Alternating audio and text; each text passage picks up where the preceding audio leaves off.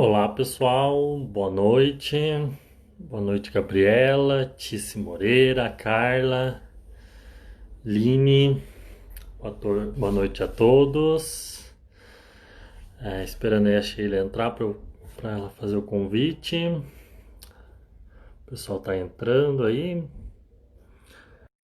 pessoal entra, a Sheila também já vai entrar aí para a gente dar início à nossa live. Oi, Oi, Sheila. tudo bom? Tudo bom e você? Tudo bem. Deixa eu ajeitar Oi, melhor minha pessoal. câmera que tá alta aqui. Vocês escutam a gente? O áudio tá tranquilo? Tudo certo? Felipe, a Bia entrando, todo mundo entrando. Oi, Bia.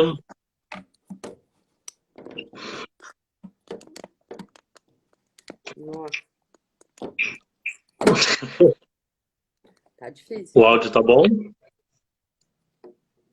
O meu, Me o meu escuta, tá Sheila? tudo bem. Oi? Você me escuta normal? Eu escuto bem. Ah, então tá. Bom, pessoal, então já que todos escutam, né, vamos dar o início aí à nossa live, só para dar os recadinhos de sempre, né? Essa live, conteúdo do canal, né, exclusivo para estudantes de medicina veterinária e profissionais, né, e médicos veterinários. Para quem aí começou a seguir a gente há pouco tempo, meu nome é Ricardo, essa é a Meu nome é professora Sheila. Sheila. Então nós dois aí somos responsáveis aí pelo canal, né, pelo ATB na VET. E lembrando que toda quinta-feira às 19 horas, né, é o horário aí da nossa live semanal, tá? E para a gente dar início, então, à live dessa semana, intitulada, né, Implicações Clínicas das Beta-Lactamases. Boa noite, Liti, Letício M. Júnior, o pessoal aí entrando. Então vamos dar início aí à nossa live da semana, né, intitulada, como eu falei, Implicações Clínicas das Beta-Lactamases. Então, para a gente começar, acho que vamos definir, né? Vamos falar o que é uma beta-lactamase, primeiramente, né? Então, para a gente dar início aí, eu acho que essa é a primeira pergunta que a gente deve responder. Então, Exatamente. né? Gente, às vezes eu vou falando, tá? Eu gosto de falar, eu falo bastante, eu vou falando meio assim, mas vocês podem ir fazendo as perguntas a qualquer momento, tá? Eu e a professora Sheila aqui vamos conversando, mas vocês podem participar a qualquer hora.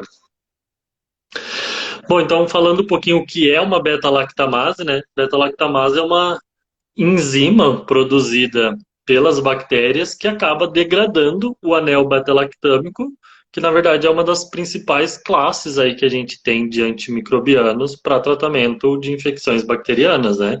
Então é um mecanismo de resistência da bactéria para que os antibióticos beta-lactâmicos, né? Cefalosporinas, penicilinas, carbapenêmicos, a gente vai falar graus aí, ou diferentes tipos de beta-lactamase, né? Mas a gente pegar ela como um todo, que acaba degradando o anel beta-lactâmico que compõe esses quatro grupos aí dentro dos beta-lactâmicos que são divididos nessas subclasses, né? Então é um mecanismo, é uma forma, é uma enzima produzida pela bactéria que vai hidrolisar esse anel beta-lactâmico, que é o principal componente, né, o princípio ativo dessas drogas. Então essa é a principal função aí dessas enzimas produzidas pela bactéria, e quando elas estão presentes acaba o quê? Dificultando o nosso tratamento, o tratamento do animal aí, quando a gente realiza, principalmente quando a gente utiliza os beta-lactâmicos, né? Exatamente. E você já falou, né? Mas os beta-lactâmicos são as drogas mais consumidas que tem, né? Mundialmente falando, provavelmente a amoxicilina é a droga mais consumida de todas as drogas antimicrobianas. Você está conseguindo me ouvir? Tô, aham, normal. É que tá dando eco para mim. Tá dando? Então calma Tá aí que eu vou dando. colocar o fone. Mas é no meu, tá? Eu vou tentar Mas, também. Tá dando eco da minha voz. hum, Vamos tentar aqui também. É, Agora, dá. A minha agora voz seu está áudio ficou baixo. mais Agora alto. ele está. Ficou mais alto? Ficou melhor? Ficou. Ah, então tá. Para mim parou também meu eco. Né? Então, assim, como drogas mais... Tá mais baixo meu e com eco. Deixa eu tentar E levantar agora, aqui. melhorou, pessoal? E o meu tá melhor? Eu aumentei um pouquinho também o volume.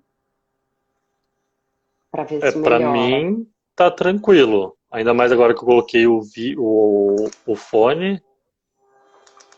Melhorou? É. Ah, então tá, perfeito. O meu também eu tô conseguindo ouvir bem melhor. Bom, Pronto. então os beta-lactâmicos, eles são muito utilizados e eles têm uma versatilidade imensa na utilização, né? Então, desde penicilinas na clínica de pequenos até não é mais tão usado, mas na clínica de grandes ainda é bastante utilizado. As cefalosporinas, que são utilizados extensivamente na clínica de pequenos. A amoxicilina com clavulato também são drogas que são muito utilizadas e têm uma versatilidade de uso muito grande. Eles são utilizados para vários tipos de infecções diferentes, né? Então, existe aí uma grande importância dos beta-lactâmicos e, consequentemente, das enzimas que vão degradar esses beta.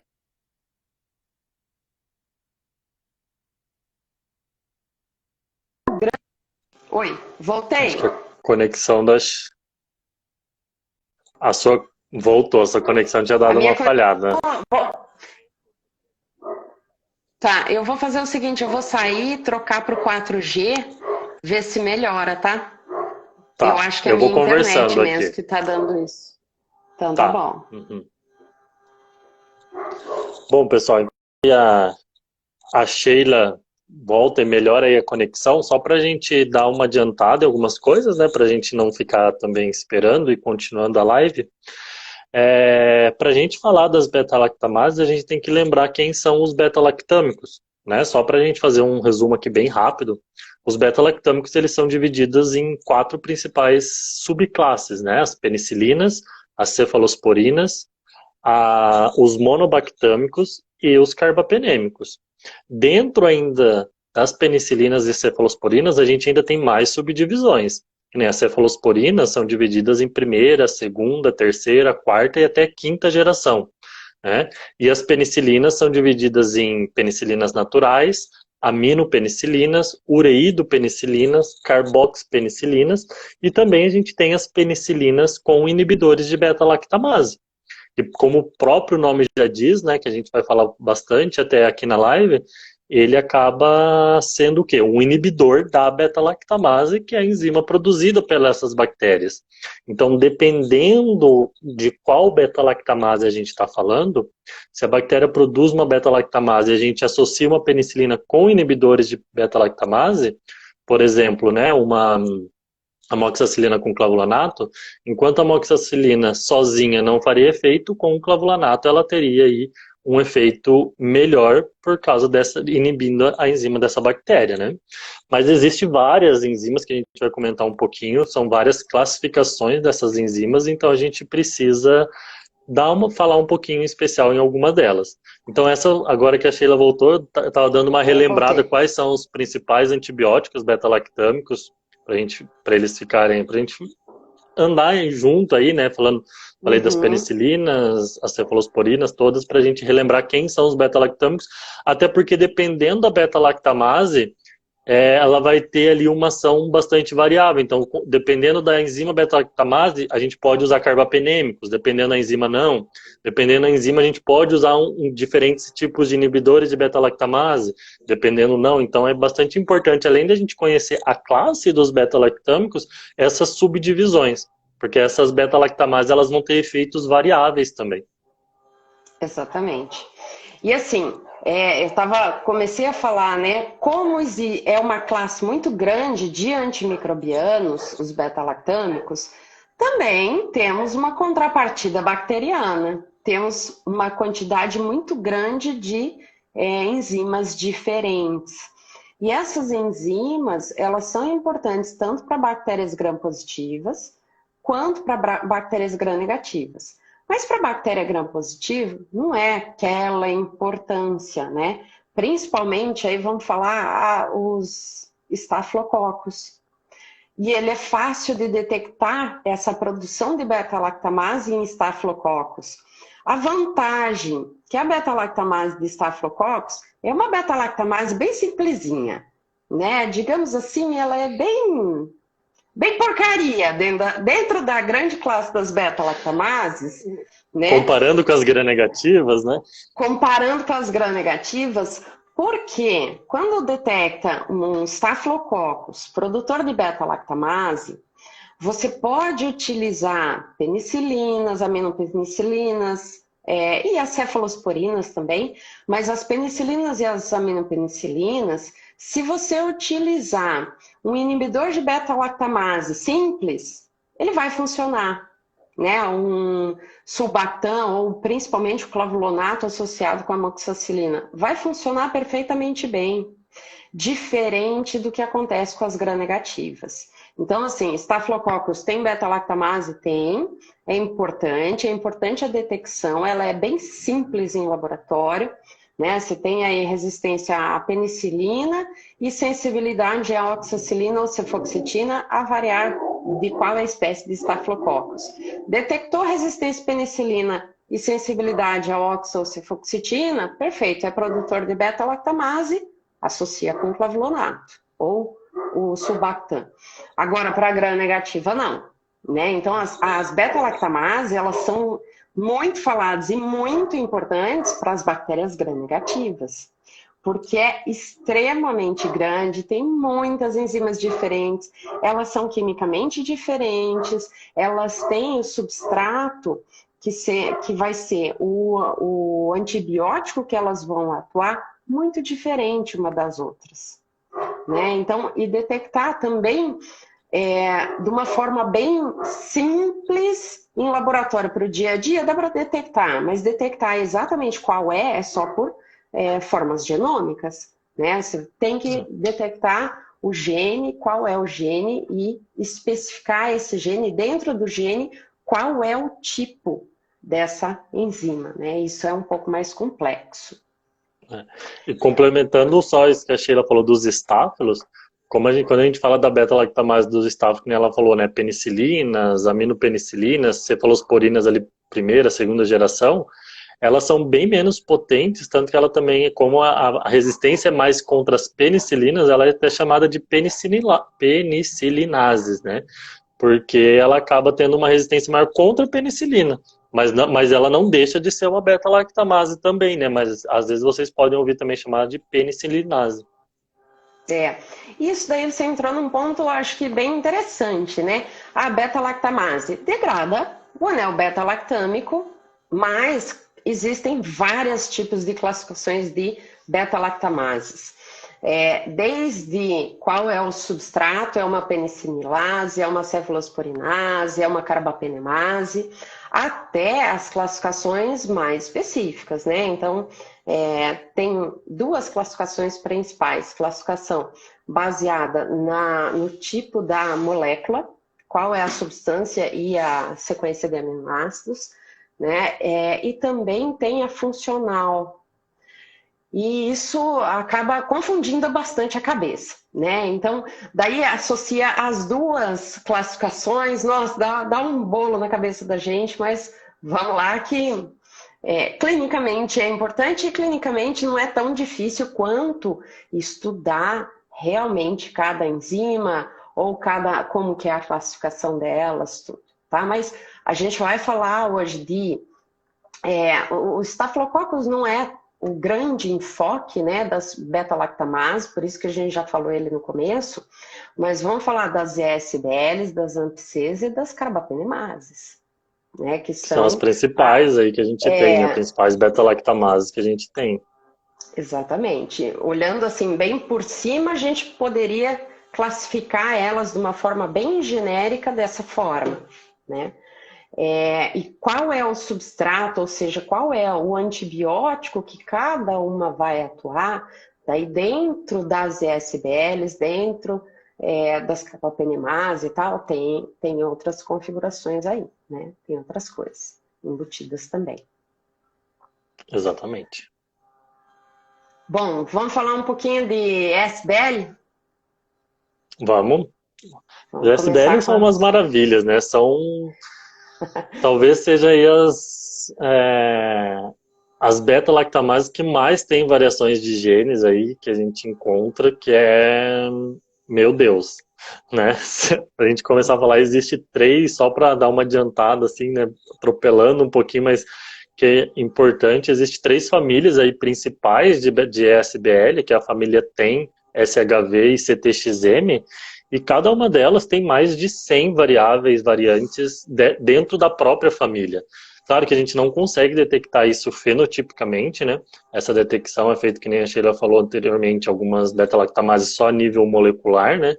Mas existem essas variações que acabam diferenciando, às vezes, por região. Por isso que, às vezes, a gente fala que tem variações que é mais específica, por exemplo, na América Latina, algumas mais na Europa, outras na América do Norte. Então, isso varia muito, né? Então, essas beta-lactamases, a ZSBL é uma das famílias que mais tem essa variação genética entre elas. Exatamente. Oi, Lincoln, tudo bom? Quanto tempo? Algumas pessoas eu reconheço pelo nome. Então, as ESBLs, além dessa importância, porque elas são um grupo muito grande, elas também têm uma característica muito importante, que é a altíssima prevalência delas, das bactérias produtoras de SBL, que é as beta-lactamases de espectro estendido ou beta-lactamase de espectro ampliado, né? Então, assim, elas são muito difundidas e causando infecções comunitárias e infecções hospitalares no mundo inteiro. Qual é a SBL? Qual é a enzima específica? É regional, claro, né? Mas elas, como um todo, elas têm essa característica de ampla disseminação, elas se disseminam mais facilmente e tudo, né? E as SBLs, a enzima que essa beta-lactamase de espectro estendido, ela pode ser encontrada em vários tipos, várias espécies, vários gêneros e várias famílias bacterianas. Essas enzimas não são específicas de uma única família ou uma única espécie bacteriana.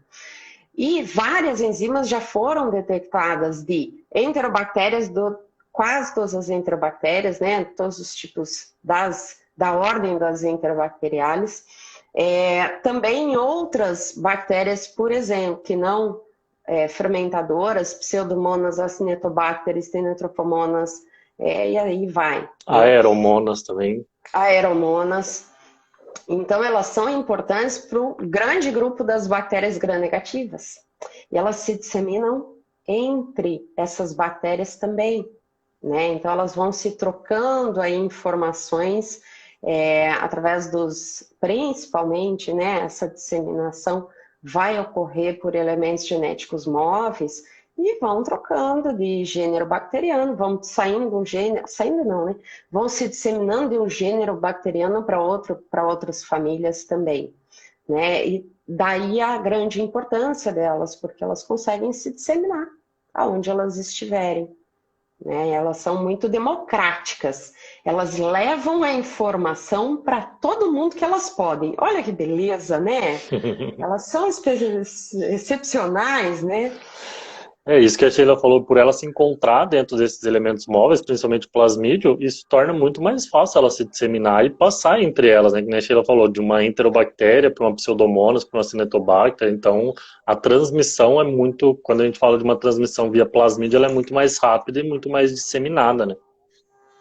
Exatamente. Bom, falando um pouquinho das ESBLs em si, né? Qual é o problema das ESBLs? Existem algumas técnicas aí para detecção, cada laboratório vai seguir um padrão do BRCAST ou CAST, tem outras técnicas também que são bastante utilizadas, tudo, mas detectou uma ESBL, existem dois fatores aí de grande importância clínica. Em primeiro lugar, como a detecção simples e crua do ESBL, ela não diz que vai ser realmente resistente a todas as cefalosporinas. Então, ela é um pouco variável. Conforme a enzima, vai ser variável a resistência dentro dos beta-lactâmicos. Em geral, se a gente pudesse assim, fazer um bem geral, bem por cima, as ESBLs vão ser resistentes a todas as penicilinas, inclui aí penicilinas, aminopenicilinas, com ou sem inibidores de beta-lactamase. Isso não vai dar para usar, né? Então, não é um fator, por mais que pode eventualmente dar sensível no teste de sensibilidade antimicrobiana, mas se foi detectada a SBL, não é uma droga que você vai utilizar na clínica. A terapia, ela tem a maior probabilidade de dar errado, tá? Não ter o efeito desejado. Quanto às cefalosporinas em si, as primeiras gerações, primeira geração já nem é muito boa para gram-negativo, né? Mas a primeira e segunda geração também vão sofrer bastante. A terceira geração vai ficar muito variável, depende qual enzima. Então, se recomenda fazer o teste de cada uma das drogas, daí para ver se realmente a droga é sensível ou não. Uma alternativa não disponível na veterinária é a utilização de inibidores de beta-lactamase associados com cefalosporinas, né? São as drogas mais modernas. Os inibidores de beta-lactamase mais modernos. Mas isso não é uma realidade para a clínica veterinária, né? Mas Só para complementar, né? Tipo, o pessoal que não ouviu falar, a gente tem os inibidores que são mais comuns, é o Sulbactam e o clavulanato, né? Esses mais novos que a Sheila está falando é o Avibactam e o Tazobactam. Então, esses, quando são associados com cefalosporinas, eles podem ter um efeito, mas só que na veterinária a gente não tem para uso esses, né? Eles são utilizados muito mais na medicina humana. Isso. Desculpa te cortar, Sheila. Não, deveria mesmo. Tem também surgindo, não no mercado nacional ainda, o Helebactam, que vai ser um inibidor de beta-lactamase associado com o imipenem, a cilastatina, e tem o Talobactam, tá? Não é o Tazobactam, tá? Daqui a pouco eu lembro. Eu vou até... Tô com ele aberto. O Vaborbactam? Isso, associado com o meropenem. Meropenem. Uhum. Não são realidades para medicina veterinária, inclusive porque nem tem no Brasil ainda, né? Nem para medicina humana. Mas esses poderiam ser utilizados com segurança para tratar as bactérias produtoras de SBL. Bom, o que a gente tem aí? Então, a SBL pura e simples, quando detectado, veja o resto das cefalosporinas que foram sensíveis ou resistentes, né? Seria um indicador. Mas vocês têm que ter na cabeça que existe uma beta-lactamase. Se deu sensibilidade in vitro, mas a beta-lactamase está lá. E um outro fator interessante também, daí vai ser a concentração do inóculo bacteriano. Qual é a carga bacteriana que está causando essa infecção? Pensa o seguinte, quanto mais bactéria você tem, mais bactéria produz beta-lactamase, tem mais beta-lactamase ali, interferindo nessa droga beta-lactâmica. Agora, se você tem uma baixa carga bacteriana, você tem poucas beta-lactamases. E daí você colocando assim na balança, se você tem muita molécula de antibiótico para pouca molécula de beta-lactamase, a beta-lactamase vai atuar em algumas moléculas, mas vai ter muito mais molécula do antimicrobiano atuando, né? Então, ele vai ter uma ação. Agora, se a carga bacteriana for muito elevada, você vai ter muita droga, muita molécula de droga antimicrobiana, muita molécula de beta-lactamase interferindo, uma inibir a outra, Acabou. Não tem para atuar contra a bactéria. Também é um fator importante a se pensar, tá? Mas assim, se tiver outra droga disponível, eu diria, vai para outra droga disponível que não seja uma cefalosporina, né? Seria mais interessante. Você tem uma chance maior de ter um resultado clínico mais significativo, Melhor. né? Mas Um cuidado... carbapenêmico até teria também ação, só que aí a gente está falando de meropenem e imipenem, que também não é indicado a gente utilizar, né? Somente em último caso, se for resistente a outras drogas, que nem a Sheila falou, né? Então pensar sempre o quê? Em drogas que não fazem parte dos beta-lactâmicos, eu acho que seria a dica principal, assim, fugir das cefalosporinas, penicilinas, e se a gente for pensar nos carbapenêmicos, eles fariam efeito? Fariam, mas vamos pensar neles somente também em último caso. Então, se deu sensibilidade a uma quinolona, a um aminoglicosídeo, dê preferência para eles do que utilizar e partir para um carbapenêmico já logo de cara, só porque é uma SBL, né? Exatamente. Né? Tem a possibilidade de utilizar algumas cefalosporinas aí, tá? Olha no antibiograma qual deu sensível, mas também avalia bem essa sensibilidade, né? A pergunta aqui, no caso da Pseudomonas com ESBL positivo, seria sensível apenas aos carbapenêmicos, fora as outras classes? Então, depende muito do ESBL, tá? Se você vê ali, foi feito a discoaproximação, que é a mais utilizada aí no dia a dia, né? Com o clavulato no meio. E deu para cefepima também, né? Daí, né, não é legal, tá? Mas se deu para uma ou duas cefalosporinas e não deu para outra, e no antibiograma normal essa cefalosporina apareceu como sensível, poderia pensar sobre isso. Agora, para pseudomonas, pensando em termos de droga, não de tratamento, tá? A pseudomonas, as cefalosporinas de terceira geração, inclusive, nem tem uma grande atividade, com exceção da ceftazidima. As cefalosporinas de quarta geração vão ter atividade contra pseudomonas.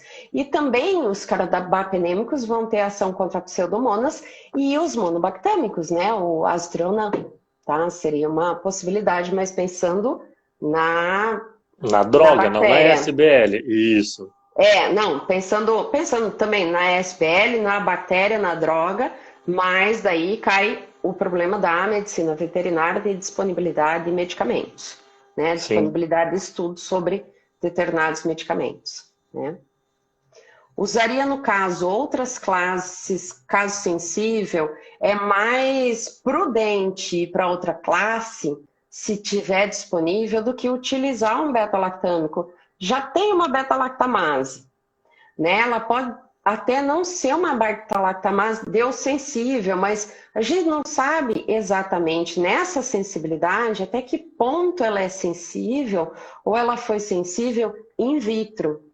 E daí vai ter algumas coisas também que a gente vai falar daqui a pouco sobre a resistência induzida, né?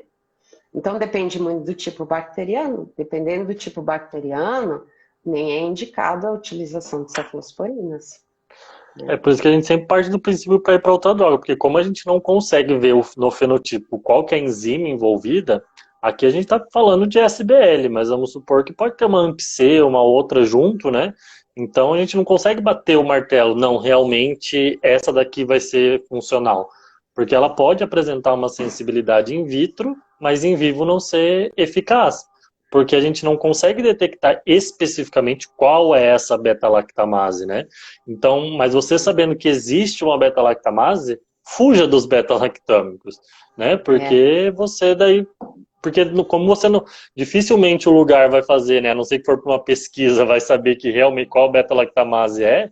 Então você não vai ter essa resposta. Então, para que você ir numa dúvida, sendo que você tem outras classes ali que podem estar fazendo o efeito melhor, né? Ainda mais se deu sensibilidade no teste. E um outro fator importante, que dependendo do teste de sensibilidade que foi utilizado, dependendo do número de drogas bacterianas testadas também. Por exemplo, você só fez a pesquisa para ceftriaxona, né?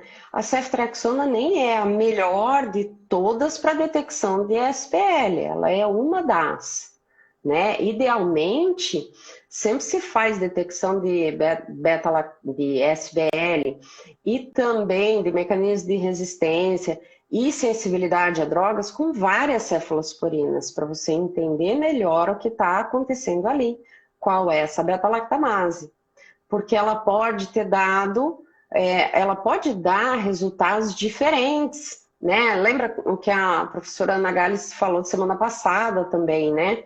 Que às vezes dá um resultado sensível aqui, resistente ali, e não, deve ser sensível aqui, ou ele induz a gente a não entender muito bem, principalmente se for feito com pouco número de cefalosporinas diferentes. Isso para gram negativo. Para gram positivo, não precisa, né? Gram positivo o negócio é simples e rápido, né? É isso ou é aquilo, né? Acabou. Né? Até o que se conhece hoje, a gente não sabe do futuro, né? Mas para gram negativo, o negócio é bem mais complexo, né? Muito bem. E as AMP-Cs? AMP-C é uma loucura, né? AMP-C é um outro tipo de beta-lactamase, e ela normalmente é cromossômica. Existem algumas bactérias que já foi bem caracterizada essa presença de AMP-C cromossômica. E o pior, existem drogas beta-lactâmicas, umas mais, outras menos, que induzem essas bactérias a expressar a AMP-C. Então, assim, aí é um problema tanto de terapia antimicrobiana, quanto do tipo de enzima bacteriana, como da bactéria em si, e tudo isso interferindo o quanto vai expressar mais ou menos essas beta-lactamases. Existem drogas que induzem a grande expressão, existem drogas que induzem uma menor expressão, existem bactérias que tendem a expressar mais, induzida pela droga, outras que tendem a expressar menos pela indução a drogas, né? Então é um grande problema aí da AMP-C, que às vezes ela não vai apresentar ali o perfil no fenotipo, porque ela nunca foi exposta à droga. Mas a partir do momento que você faz o teste, até mesmo que você entra com o tratamento com determinados beta-lactâmicos, eles são beta-lactâmicos indutores. Então ele vai, digamos, forçar a bactéria a expressar esse fenótipo, então ela vai começar a apresentar resistência ao tratamento.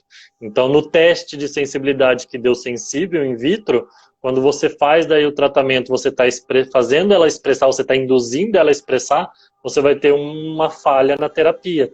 Então daí você vai ter aí um problema em relação a ela, porque você vai estar induzindo ela a apresentar esse fenótipo. Então é bastante importante você conseguir detectar por questão de você não utilizar esses antibióticos indutores, né? E aí vem um problema, né? A maior parte dos beta-lactâmicos são indutores. E para algumas bactérias é importante isso.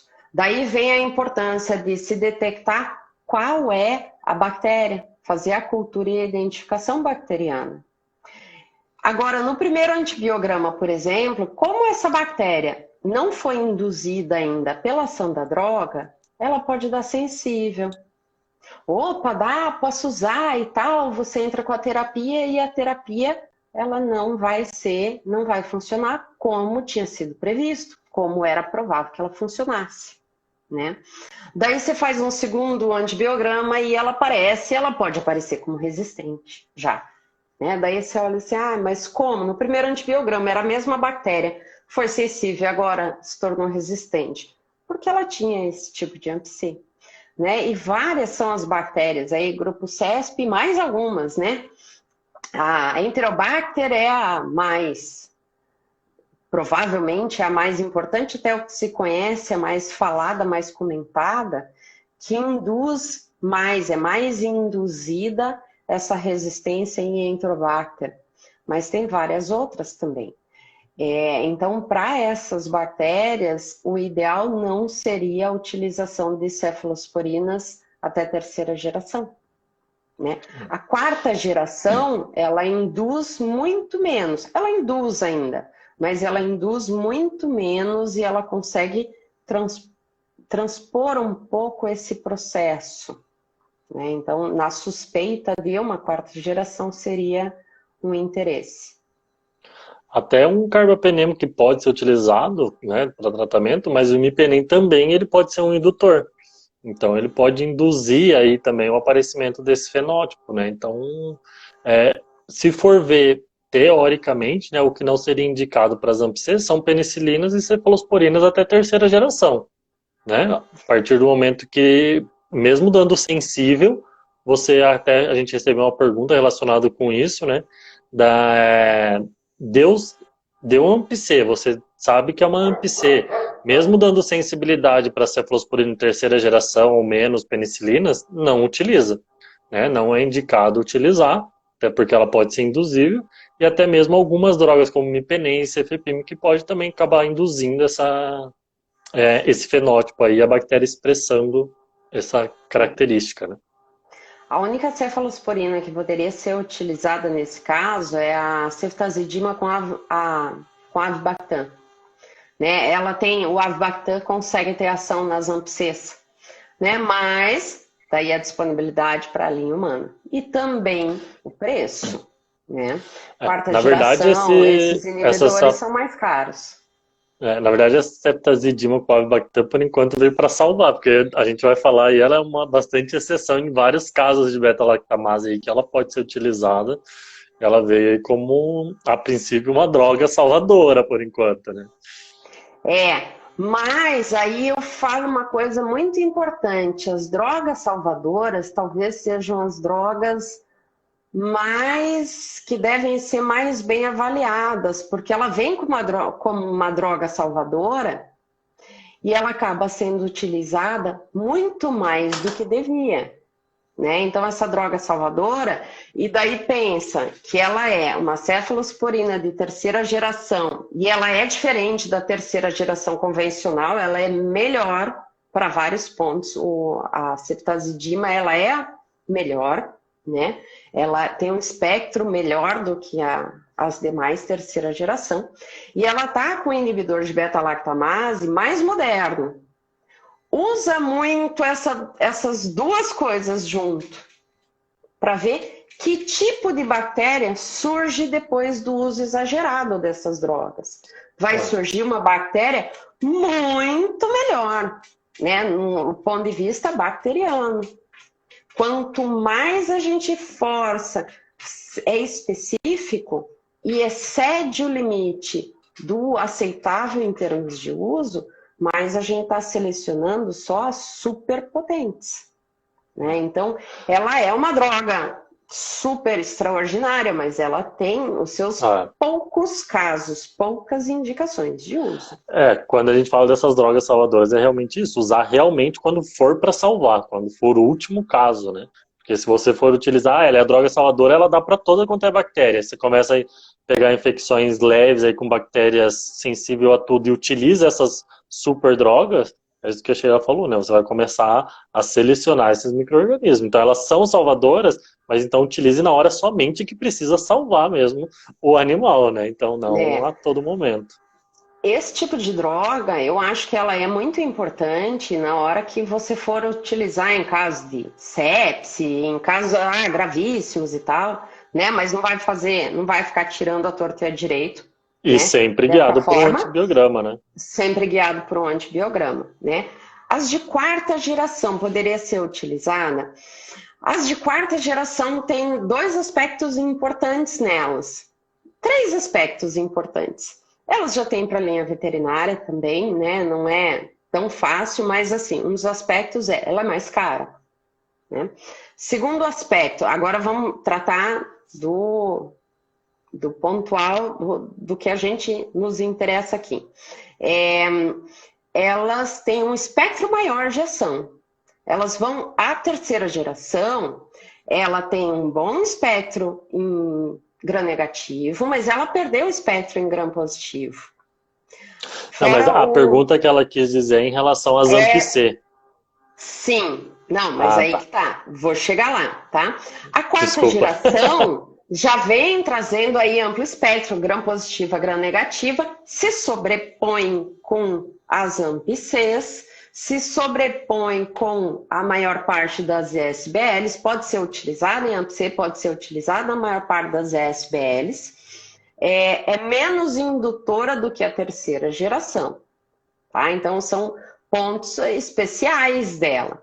Mas ela também é uma droga que, por ela ser de espectro bem mais amplo, ela tem que ser muito mais bem cuidada, né? Então, qual que é o ideal? Sempre o menor espectro possível. Poxa, se a gente... Olha que maravilha! Se a gente tivesse uma droga para tratar cada uma das bactérias que a gente conhece, especificamente, olha, eu quero tratar só Escherichia coli que seja enteropatogênica. Daí você tem uma diarreia por uma Escherichia coli, assim, você vai tratar com este. Mas a gente não tem, então, quanto mais curto o espectro de ação, vai ser melhor.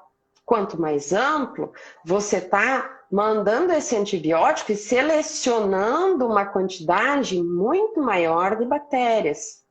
Então, ele é muito bom. A quarta geração é muito boa, né? Muitos lugares você já vê falando na linha humana que a quarta geração é preferível do que a terceira. Claro que a ceftazidima é uma droga um pouco diferente, né? Ela é uma droga quase que intermediária ali no meio do caminho, quase, né?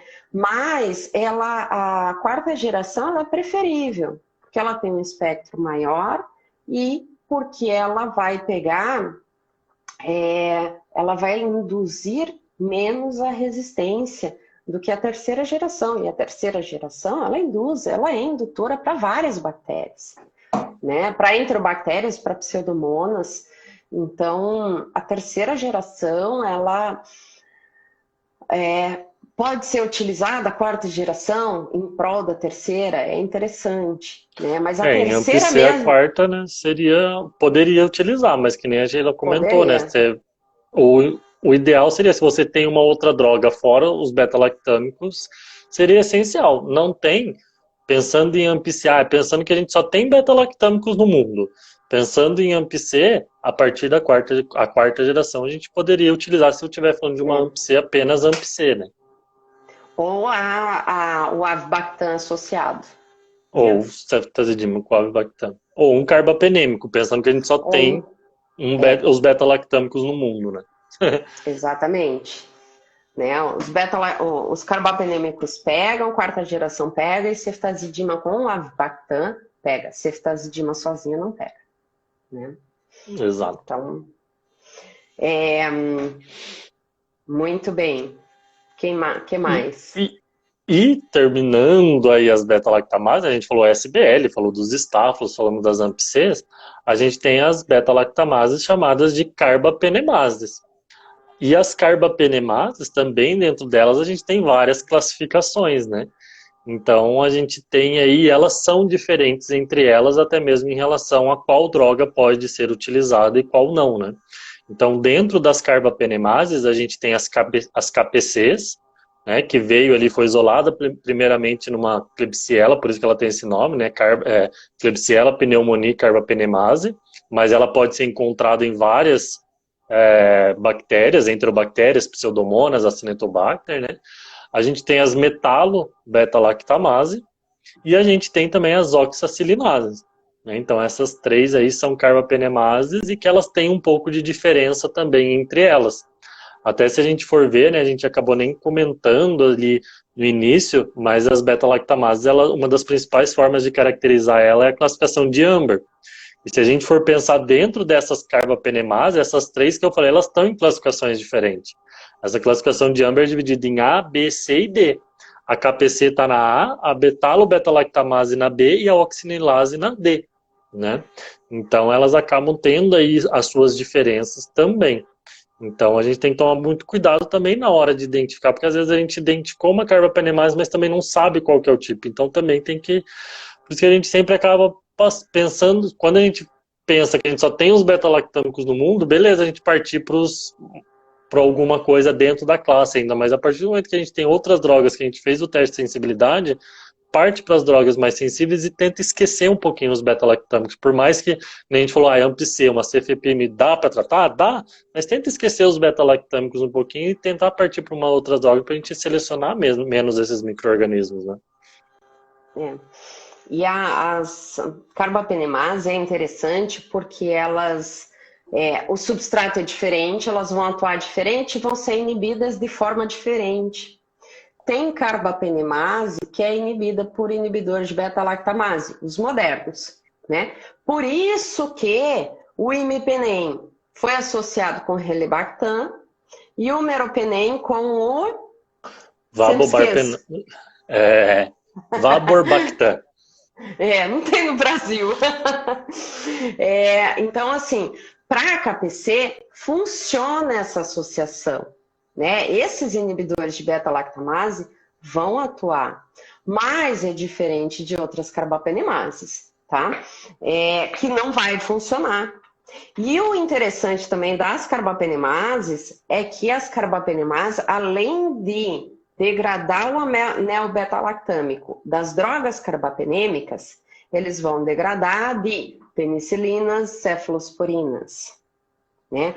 Alguns também podem ser a beta-lactamase, algumas carbapenemases, elas podem não ser atuantes no monobactâmico, no azitreonam, desde que ele não esteja, essa bactéria não tenha. E olha só, bactéria, como é danada essas bactérias. Elas podem albergar mais de uma beta-lactamase diferente. Aliás, é o que mais acontece, né, Ricardo? Você já viu isso, né? Sim.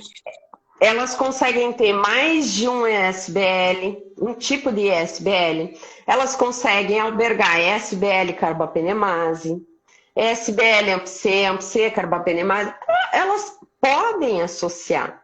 Então a gente olha assim, não, eu vou tratar esse tipo de carbapenemase, eu posso tratar com azitreonam, mas tem ESBL, pega o azitreonam também. Daí não adiantou, né?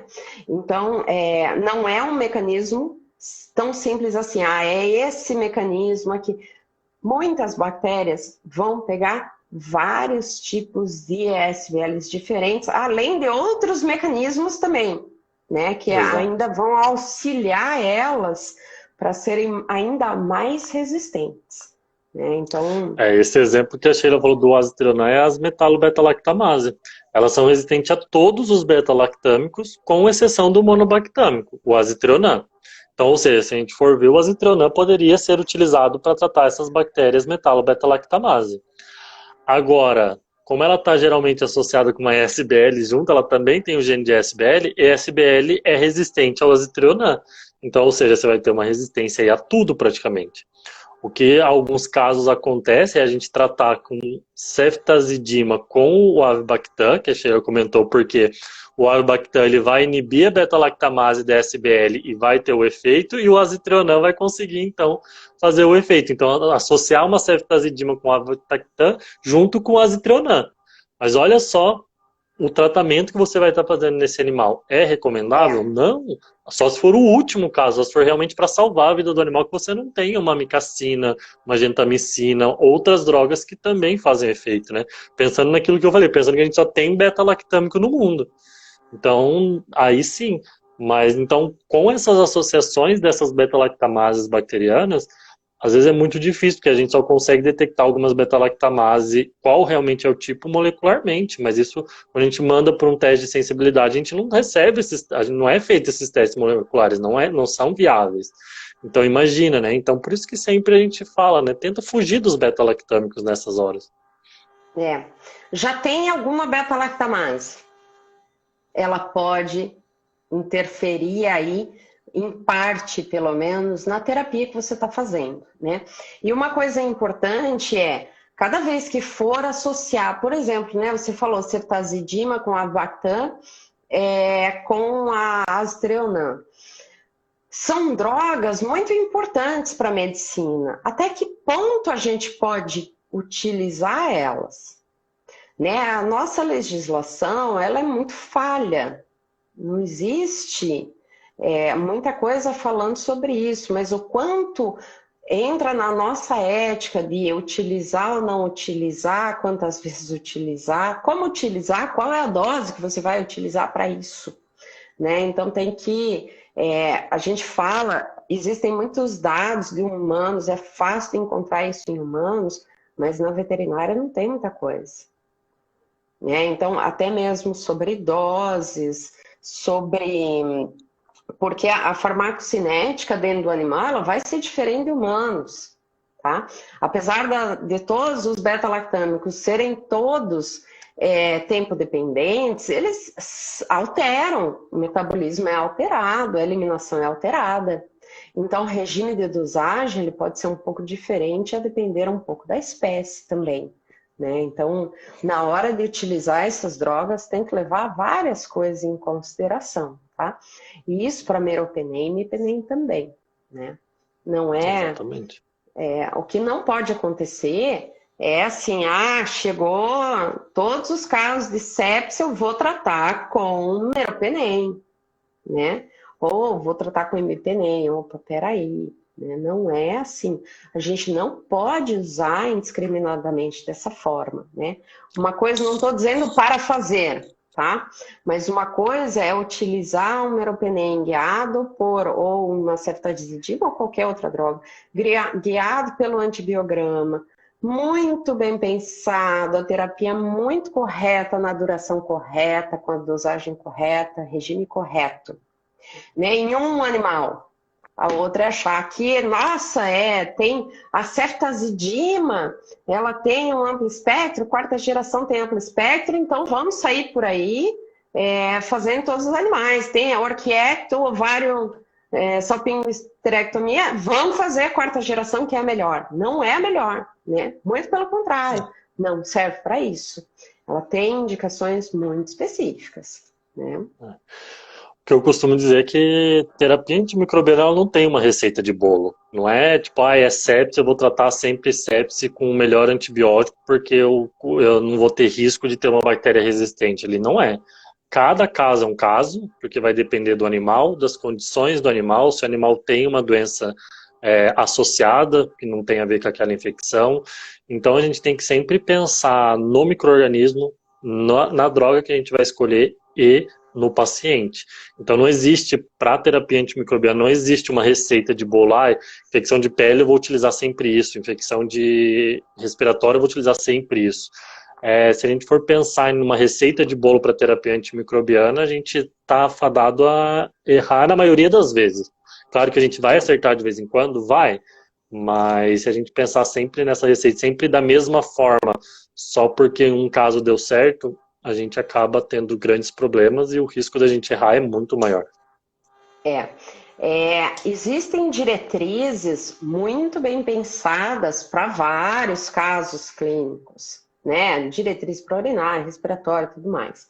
Mas é uma diretriz que a gente tem que observar como ela é o melhor que se conhece hoje e isso vai ser alterado, né? A diretriz de urinário, 2011 era uma coisa, 2019 é outra. Por quê? Porque os conhecimentos já se ampliaram, mais pesquisas foram feitas, né? Então, assim, mas não é uma receita de bolo, é uma diretriz para ser seguida e para ser melhorada, conforme as necessidades e as condições daquele lugar, né?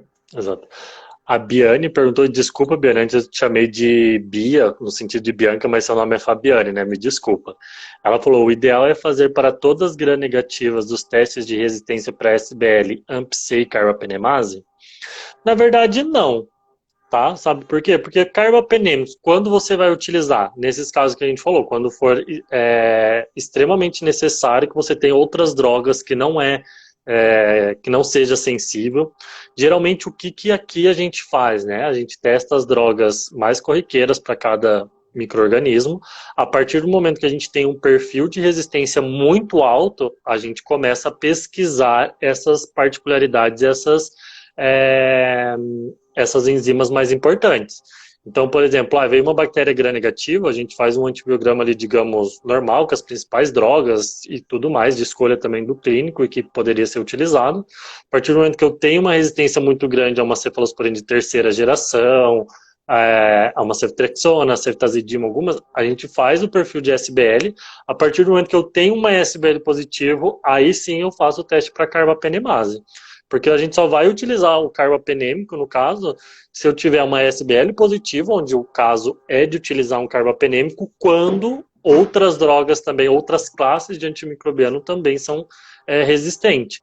Então, aquele exemplo que eu peguei, uma SBL, ainda eu tenho quinolonas, aminoglicosídeos e todas as outras drogas, resistência também apresentada no antibiograma. Mas você não precisa sair fazendo carbapenêmico. Gram negativo, eu vou fazer carbapenemase, SBL e AMP-C. Não necessariamente. Você pode também utilizar a triagem. Só faz o específico depois passar pela triagem. Né? O BR-CAST ou CAST, eles trazem como fazer a triagem. Embora a AMP-C, pelo EUCAST, como não é importante na Europa, a AMP-C até o momento, pelo menos, eles nem tratam assim muito extensivamente. Né? Mas você poderia fazer a discoaproximação de SPL, né? Ou utilizar simplesmente a ceftriaxona, ceftazidima, só o valor do halo. Deu menor, faz o teste. Deu maior, deu bem sensível, tudo bem, passa. A AMP-C pode ser feito com a cefoxitina, né? E daí testar o imipenem, né, ou meropenem, ou os dois. Hoje eu estava lendo até um trabalho da professora Ana Gales, falando tem que testar os dois, meropenem, imipenem, né, um artigo bem legal, assim. Né? Em geral, eles andam um pouco juntos, assim, tá? Então, uma sugestão que eu dou... mas você pode utilizar os testes de triagem.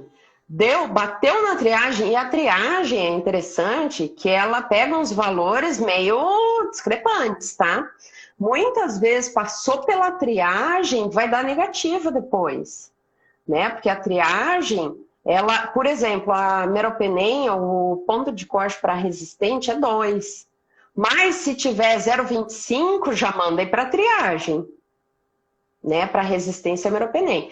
Então, os pontos de corte das triagens, eles são bem diferentes. Né? Então, você pode utilizar isso para te guiar e daí você fazer os testes específicos quando bater lá na triagem. Tá? Uma dica que eu dou é que geralmente você vai testar uma amoxicilina com clavulanato, você vai testar uma ceftriaxona, né? Então uma coisa que eu dou, por mais que é um só, você já colocar na disposição ali da placa, você já colocar a amoxicilina do lado da ceftriaxona, porque se formar aquele halo fantasma, você já tem uma chance de ser uma SBL, por mais que você não fez o teste. Então, a forma como você faz a disposição dos seus discos ali na hora do teste, não fazer ali de qualquer jeito, você já consegue fazer uma triagem com o que você está fazendo ali normal. Então, às vezes, você nem precisa passar por uma próxima etapa, porque você já fez aquela triagem ali, e depois você só vai fazer se realmente precisar o confirmatório. Então, dependendo da disposição que você faz ali, você já consegue ver. Coloca a cefoxitina nas gram-negativas.